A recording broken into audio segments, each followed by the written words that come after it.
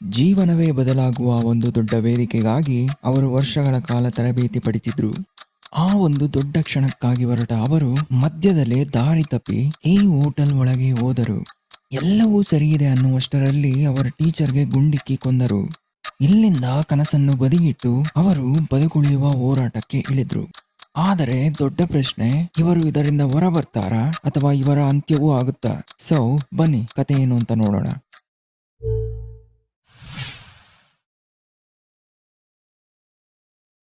ಕತೆ ಶುರುವಾಗೋದು 5 ಜನ ultra level ballet dancers ಇಂದ.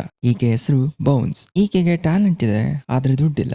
ನಾಯಕತ್ವದ ಗುಣಗಳಿದ್ರು, ಒಳಗೆ ಆ ಕಾನ್ಫಿಡೆನ್ಸ್ ಇರ್ಲಿಲ್ಲ. ಕಾರಣ ಪ್ರಿನ್ಸಸ್, ಹೆಸರಿಗೆ ತಕ್ಕಾಗೆ ಶ್ರೀಮಂತರ ಮನೆ ಹುಡುಗಿ ಹಾಗೂ ಬೋನ್ಸ್ ನ ವಿರೋಧಿ. ಬೋನ್ಸ್ ನ ಹೀಯಾಳ್ಸೋದು ಅಂದ್ರೆ ಈಕೆಗೇನೋ ಖುಷಿ. ಇವರ ಜೊತೆಗೆ ಸೈಲೆಂಟ್ ಕಿಲ್ಲರ್ ತರ ಇರೋ ಗ್ರೇಸ್ ಮತ್ತು ಕ್ಯೂಡ್ ಆಗಿದ್ರು ಸಖತ್ತಾಗಿ ಡ್ಯಾನ್ಸ್ ಮಾಡೋ ಕ್ಲೋಯಿ ಹಾಗೂ ಅವಳನ್ನ ಪ್ರಾಣಕ್ಕಿಂತ ಹೆಚ್ಚಾಗಿ ಪ್ರೀತಿಸೋ ಅಕ್ಕ ಝೋಯಿ. ಇವರಿಗೆಲ್ಲ ಕಟ್ಟುನಿಟ್ಟಾಗಿ ಟ್ರೈನಿಂಗ್ ಕೊಡ್ತಿರೋ ಇವರು ಡ್ಯಾನ್ಸ್ ಟೀಚರ್ ಮಿಸ್ ತೋರ್ನಾ. ಇವರೆಲ್ಲ ಹಂಗೇರಿಯ ಬುಡಾಪೆಸ್ಟ್ ನಲ್ಲಿ ನಡೆಯೋ ಒಂದು ದೊಡ್ಡ ಕಾಂಪಿಟೇಷನ್ ಗೆ ಹೋಗ್ಬೇಕು ಅಂತ ತುಂಬಾನೇ ಪ್ರಾಕ್ಟೀಸ್ ಮಾಡ್ತಿದ್ದಾರೆ. ಆದ್ರೆ ಇವರ ಮಧ್ಯ ಕೋಆರ್ಡಿನೇಷನ್ ಅನ್ನೋದೇ ಇರೋದಿಲ್ಲ.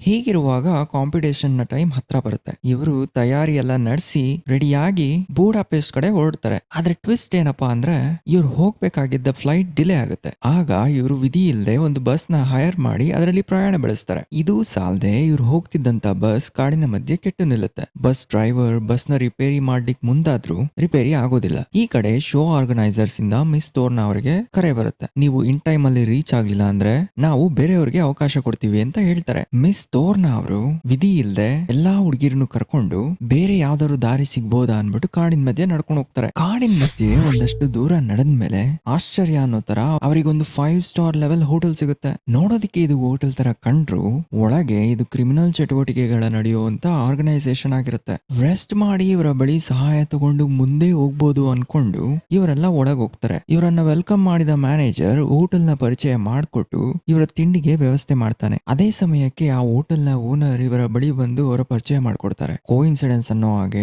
ಆಕೆ ಕೂಡ ಒಂದು ಕಾಲದಲ್ಲಿ ಪ್ರತಿಭಾನ್ವಿತ ಬ್ಯಾಲೆ ಡ್ಯಾನ್ಸರ್ ಆಗಿರ್ತಾರೆ. ಇವರ ಪ್ರಾಬ್ಲಮ್ ನ ಕೇಳಿ ಡೆಬೋರಾ ಅವರು ಇವರಿಗೆ ಸಹಾಯ ಮಾಡ್ತೀನಿ ಅಂತ ಆಶ್ವಾಸನೆ ಕೊಡ್ತಾರೆ. ಅಷ್ಟರಲ್ಲೇ ಅಲ್ಲಿಗೆ ಬಂದ ಮಾಫಿಯಾ ಡಾನ್ ಮಗ ಪಾಷಾ ಇವರ ಜೊತೆ ಅಸಭ್ಯವಾಗಿ ನಡ್ಕೊಳ್ತಾನೆ. ಮಿಸ್ ತೋರ್ನಾ ಅವರಿಗೆ ಇವನ ಇಂಟೆನ್ಷನ್ ಅರ್ಥ ಆಗುತ್ತೆ. ಎಚ್ಚೆತ್ತುಕೊಂಡ ಮಿಸ್ ತೋರ್ನಾ ಅವರು ಅವರ ಸ್ಟೂಡೆಂಟ್ಸ್ ನ ಕರ್ಕೊಂಡು ಅಲ್ಲಿಂದ ಹೊರಡ್ಲಿಕ್ಕೆ ಸಿದ್ಧ ಆಗ್ತಾರೆ. ಅಷ್ಟರಲ್ಲೇ ಈ ಪಾಷಾ ಮಿಸ್ ತೋರ್ನಾ ಅವ್ರನ್ನ ಶೂಟ್ ಮಾಡಿ ಕೊಂದೇ ಬಿಡ್ತಾನೆ. ದಿಗ್ಭ್ರಮೆಗೊಂಡು ನಡುಗುತ್ತಾ ಆ ಸ್ಟೂಡೆಂಟ್ ಶಾಕ್ ನಿಂದ ಅಲ್ಲೇ ಅಳ್ತಾ ನಿಲ್ತಾರೆ.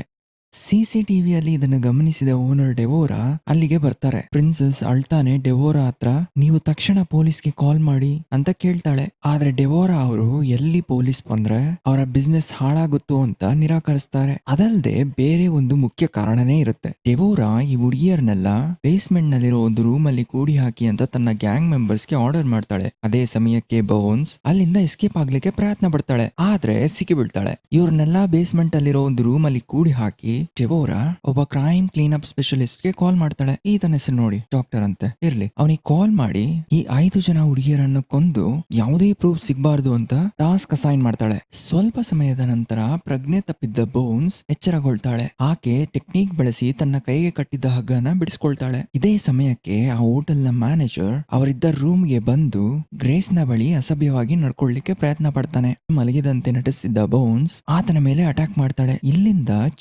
ಚಿತ್ರಣವೇ ಸಂಪೂರ್ಣ ಬದಲಾಗುತ್ತೆ. ಇವರಿಬ್ಬರ ಮಧ್ಯೆ ಜೋರಾಗಿ ಫೈಟ್ ನಡೆಯುತ್ತೆ. ಕೊನೆಗೆ ಬೋನ್ಸ್ ತನ್ನ ಬ್ಯಾಲರಿನಾ ಮೂವ್ಸ್ ಅನ್ನು ಬಳಸಿ ಅವನನ್ನ ಕೊಲ್ಲೋದ್ರಲ್ಲಿ ಯಶಸ್ವಿ ಆಗ್ತಾಳೆ. ಕೆಳಗೆ ಬೇಸ್ಮೆಂಟ್ ನಲ್ಲಿ ಈ 5 ಜನ ಹುಡುಗಿಯರು ಪರಿಸ್ಥಿತಿಯನ್ನು ಅರ್ಥ ಮಾಡ್ಕೊಂಡು ತಾವು ಇಲ್ಲಿಂದ ಹೇಗಾದ್ರೂ ಎಸ್ಕೇಪ್ ಆಗ್ಬೇಕು ಅಂತ ಹೇಳಿ ಅಲ್ಲಿಂದ ದಾರಿ ಹುಡುಕ್ತಾ ಹೊರಡ್ತಾರೆ. ಇದೇ ಸಮಯಕ್ಕೆ ಪಾಷಾ ಕೂಡ ಎಲ್ಲಿ ಈ ಕ್ರೈಮ್ ತನ್ನ ತಲೆ ಮೇಲೆ ಬರುತ್ತೋ ಅಂತ ಅನ್ಕೊಂಡು ತನ್ನ ಅಸೋಸಿಯೇಟ್ಸ್ ಗಳಿಗೆ ಆ 5 ಜನ ಹುಡುಗಿಯರನ್ನ ಕೊಲ್ಲಿಕ್ಕೆ ಆರ್ಡರ್ ಮಾಡ್ತಾನೆ. ಇದರಂತೆ ಇವನ ಅಸೋಸಿಯೇಟ್ಸ್ ಬೇಸ್ಮೆಂಟ್ ಗೆ ಬರ್ತಾರೆ. ಇದನ್ನೇ ಬಚ್ಚಿಟ್ಕೊಂಡು ಗಮನಿಸಿದ್ದ ಹುಡುಗಿಯರು ಇವರ ಮೇಲೂ ಕೂಡ ಅಟ್ಯಾಕ್ ಮಾಡಿ ಅಲ್ಲಿಂದ ಎಸ್ಕೇಪ್ ಆಗ್ಲಿಕ್ಕೆ ನಿರ್ಧಾರ ಮಾಡ್ತಾರೆ. ಮೊದಲಿಗೆ ಅವ್ರು ಹಿಂದೇಟ್ ಹಾಕಿದ್ರು ಕೂಡ ಬೋನ್ಸ್ ಅವ್ರನ್ನೆಲ್ಲ ಮೋಟಿವೇಟ್ ಮಾಡಿ ಅವ್ರ ಮೇಲೆ ಅಟ್ಯಾಕ್ ಮಾಡ್ಲಿಕ್ಕೆ ರೆಡಿ ಆಗ್ತಾರೆ. ಇದೇ ಸಮಯಕ್ಕೆ ಆ ಅಸೋಸಿಯೇಟ್ ಒಬ್ಬ ಇವರಿದ್ದ ರೂಮ್ ನ ಡೋರ್ ಹೊಡಿಲಿಕ್ಕೆ ಬರ್ತಾನೆ. ಇಷ್ಟರಲ್ಲೇ ಅದೃಷ್ಟ ಅನ್ನೋ ರೀತಿ ಅವರು ತಂದಿದ್ದ ಬ್ಯಾಗ್ ಅವ್ರಿಗೆ ಸಿಗುತ್ತೆ. ಅವರ ಬ್ಯಾಗ್ ಇಂದ ಸಿಸರ್ ಮತ್ತು ಬ್ಲೇಡ್ ನ ಅವರ ಸೆಲ್ಫ್ ಡಿಫೆನ್ಸ್ ಗೋಸ್ಕರ ಎತ್ಕೊಂಡು ರೆಡಿ ಆಗ್ತಾರೆ. ಇದೇ ಸಮಯಕ್ಕೆ ಬಾಗಲ್ನ ಹೊಡೆದು ಅಸೋಸಿಯೇಟ್ ಒಳಗೆ ಬರ್ಲಿಕ್ಕೆ ಪ್ರಯತ್ನ ಮಾಡ್ತಾನೆ. ಈಗ ನಡೆಯುತ್ತಲ್ಲ ಫೈಟ್ ಮಾರ್ರೆ ಅದೇ ಅದ್ಭುತ. ಆ ಹುಡುಗಿಯರು ತಮ್ಮಲ್ಲಿದ್ದ ಶಕ್ತಿಯನ್ನೆಲ್ಲ ಬಳಸಿ ಹೇಗೆ ತೋಚುತ್ತೋ ಹಾಗೆ ಅವ್ರ ಮೇಲೆ ಅಟ್ಯಾಕ್ ಮಾಡ್ತಾರೆ. ತಮ್ಮ ಕೈಯಲ್ಲಿದ್ದ ಬ್ಲೇಡ್, ಸಿಸರ್ ಎಲ್ಲವನ್ನು ಬಳಸ್ತಾರೆ. ಅವರನ್ನ ಕಚ್ತಾರೆ, ಚುಚ್ತಾರೆ ಹಾಗೂ ತಮ್ಮ ಕಾಲಿಗೆ ಹಾಕಿದ ಶೂ ತಗೊಂಡು ಹೊಡಿತಾರೆ. ಏನೇ ಮಾಡಿದ್ರು ಕೂಡ ಕೊನೆಗೆ ಇವರು ಕೂಡ ಅಷ್ಟೇ ಪೆಟ್ ತಿಂತಾರೆ. ಈ ಫೈಟ್ ನಲ್ಲಿ ಒಂದು ಅದ್ಭುತವಾದ ಸೀಕ್ವೆನ್ಸ್ ಬರುತ್ತೆ. ಜೋರಾಗಿ ಫೈಟ್ ನಡೀತಿದ್ದ ವೇಳೆ ಆ ಅಸೋಸಿಯೇಟ್ ಒಬ್ಬ ಅಲ್ಲೇ ಬಿದ್ದಿದ್ದ ಬ್ಲೇಡ್ ಅನ್ನ ತಗೊಂಡು ಬೋನ್ಸ್ ಗೆ ಚುಚ್ಚೋದಿಕ್ಕೆ ಮುಂದಾದಾಗ ಆ ಬ್ಲೇಡ್ ಆಕೆ ಧರಿಸಿದ್ದ ಶೂಗೆ ಅಟ್ಯಾಚ್ ಆಗುತ್ತೆ. ಇದು ಒಂದ್ ರೀತಿ ಆಕೆಗೆ ಅಡ್ವಾಂಟೇಜ್ ಆಗಿ ಟರ್ನ್ ಆಗುತ್ತೆ. ಅವಳು ಒಂದು ಸೆಕೆಂಡು ಕೂಡ ನೋವು ಅನ್ನೋದನ್ನ ಲೆಕ್ಕಿಸದೆ ತನ್ನ ಡ್ಯಾನ್ಸ್ ಸ್ಕಿಲ್ ಅನ್ನ ಬಳಸಿ ಆಕೆ ಕೊನೆಗೂ ಆತನನ್ನ ಸಾಯಿಸ್ತಾಳೆ. ಇದನ್ನೇ ಕಾಪಿ ಮಾಡಿದ ಮಿಕ್ಕ ಹುಡುಗಿಯರು ಕೂಡ ತಮ್ಮಲ್ಲಿದ್ದ ಬ್ಲೇಡ್ ನೆಲ್ಲ ತಮ್ಮ ಶೂಗೆ ಅಟ್ಯಾಚ್ ಮಾಡ್ತಾರೆ. ಇದಾದ್ಮೇಲೆ ಎಸ್ಕೇಪ್ ಆಗ್ಲಿಕ್ಕೆ ಅವರು ಮತ್ತೆ ದಾರಿನ ಹುಡುಕುತ್ತಾ ಹೋಗ್ತಾರೆ. ಇದೇ ಸಮಯಕ್ಕೆ ಓನರ್ ಡೆವೋರಾ ಈ ಹುಡುಗಿಯರನ್ನ ಚೆಕ್ ಮಾಡ್ಲಿಕ್ಕೆ ಬೇಸ್ಮೆಂಟ್ ಗೆ ಬರ್ತಾಳೆ. ಬಂದ ಆಕೆ ಈ ಅಸೋಸಿಯೇಟ್ಸ್ ಇಬ್ರು ಸತ್ತು ಬಿದ್ದದನ್ನ ನೋಡ್ತಾಳೆ. ಪರಿಸ್ಥಿತಿ ಕೈ ಮೀರ್ತಿದೆ ಅಂತ ಅರ್ಥ ಮಾಡ್ಕೊಂಡ ಡೆವೋರಾ ತನ್ನ ಗ್ಯಾಂಗ್ ಮೆಂಬರ್ ಗಳಿಗೆ 5 ಜನ ಹುಡುಗಿಯರನ್ನ ಹುಡುಕಿ ಕೊಲ್ಲೋದಾಗಿ ಆರ್ಡರ್ ಮಾಡ್ತಾಳೆ.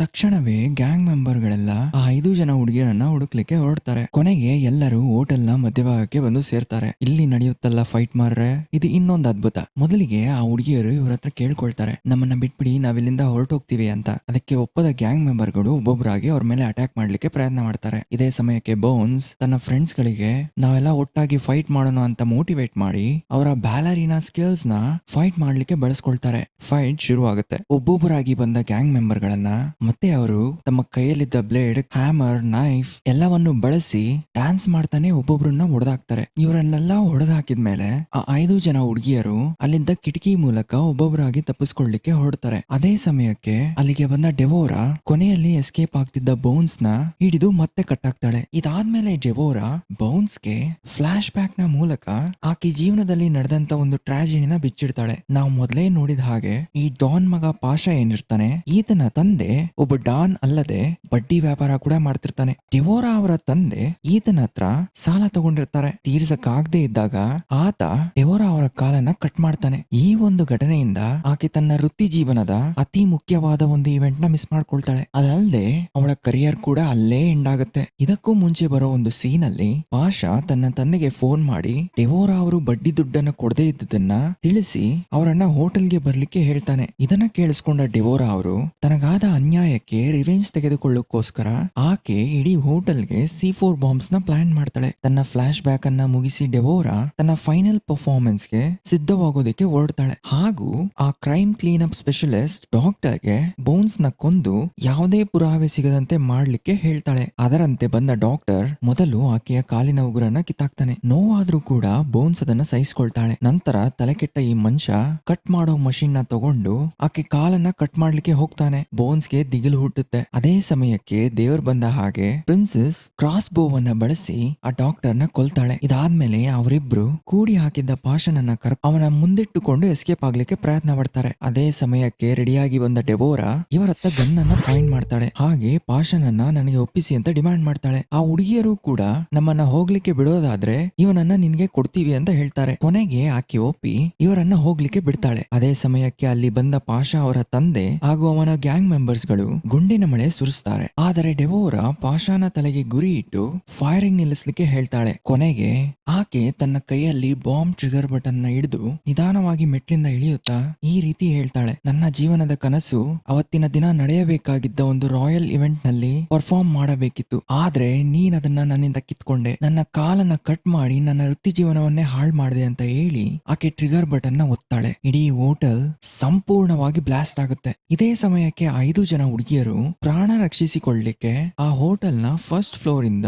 ಹೊರಗಡೆ ಜಂಪ್ ಮಾಡ್ತಾರೆ. ಆ 5 ಜನ ಹುಡುಗಿರು ಅಲ್ಲಿಗೆ ಸುಮ್ಮನಾಗ್ಲಿಲ್ಲ. ಆ ಬೂಡಾಪೆಸ್ಟ್ ಇವೆಂಟ್ ಗೆ ಇನ್ನೂ ಟೈಮ್ ಇರುತ್ತೆ. ಅಷ್ಟರಲ್ಲಿ ಅವರು ಆ ಗ್ಯಾಂಗ್ ಮೆಂಬರ್ ಗಳು ಬಂದಿದ್ದ 2 ಬೈಕ್ ಅಲ್ಲಿ ಬೂಡಾಪೆಸ್ಟ್ ಕಡೆಗೆ ಹೊರಡ್ತಾರೆ. ಕಾಂಪಿಟೇಷನ್ ನ ಕೊನೆ ಕ್ಷಣದಲ್ಲಿ ಥೇಟ್ ಹೀರೋಗಳ ತರಹ ಎಂಟ್ರಿ ಕೊಟ್ಟು ಮೈ ಮೇಲಿರೋ ರಕ್ತ ಮತ್ತು ಧೂಳಿನ ಜೊತೆಗೆ ಅದ್ಭುತವಾಗಿ ಡ್ಯಾನ್ಸ್ ಮಾಡಿ ಮಿಸ್ ತೋರ್ನಾ ಅವರಿಗೆ ಗೌರವ ಸಲ್ಲಿಸ್ತಾರೆ. ಈ ಮೂವಿ ಸಿಂಪಲ್ ಆಗಿದ್ರು ಕೂಡ ತುಂಬಾ ಚೆನ್ನಾಗಿ ಮಾಡಿದ್ದಾರೆ. ಎಲ್ಲಾ ಹೆಣ್ಮಕ್ಳು ಈ ಮೂವಿನ ಒಂದು ಸಾರಿ ಆದ್ರೂ ನೋಡ್ಲೇಬೇಕು. ಹಾಗೂ ನಿಮ್ಮ ಒಪಿನಿಯನ್ ಅನ್ನ ಕಾಮೆಂಟ್ ಸೆಕ್ಷನ್ ಅಲ್ಲಿ ತಿಳಿಸಿ.